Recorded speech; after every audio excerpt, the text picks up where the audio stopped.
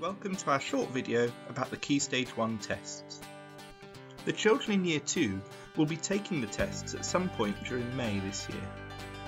These are not like tests that you'll remember from your exams at 6th form or GCSE, but rather are taken in the classroom in a familiar environment with a familiar teacher.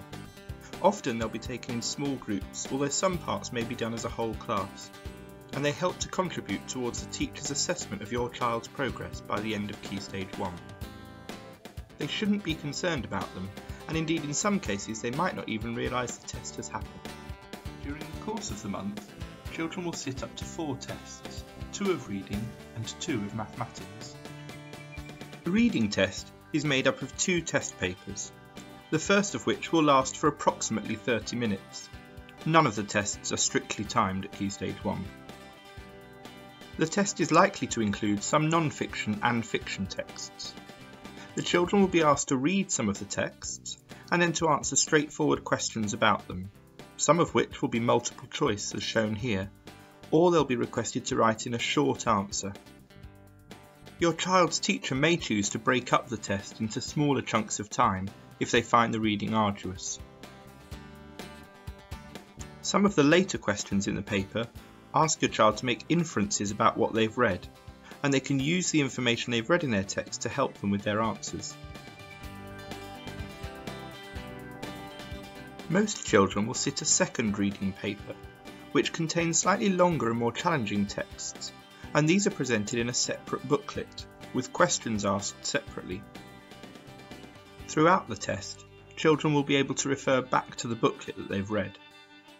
Again, there are likely to be some fiction and non-fiction texts. And questions will focus on the 2 main areas of Key Stage 1 reading, explaining their understanding of the words they've read and retrieving information from the text. For mathematics, there are 2 tests, the first of which is an arithmetic test lasting approximately 20 minutes. In the arithmetic test, children are presented with calculations without any context or story, and some space to carry out any workings out if they wish.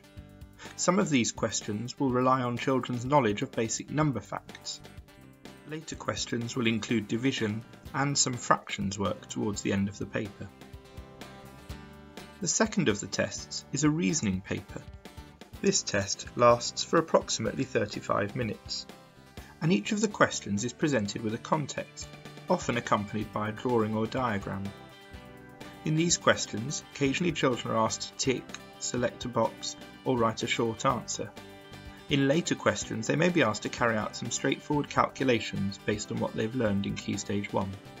In some cases, questions may be worth 2 marks, so while they might use the correct method, if they make a small mistake in the calculation, they can still get some credit. After marking the tests in school, teachers will be provided with a chart which indicates a conversion scale, and scores are converted such that a score of 100 represents the expected standard for Key Stage 1. Higher attaining children may get a higher score, while those who are struggling to reach the expected standard will have a slightly lower one. At the end of the year, when presenting reports to parents, your child's school will let you know whether or not your child is working at the expected standard for their age.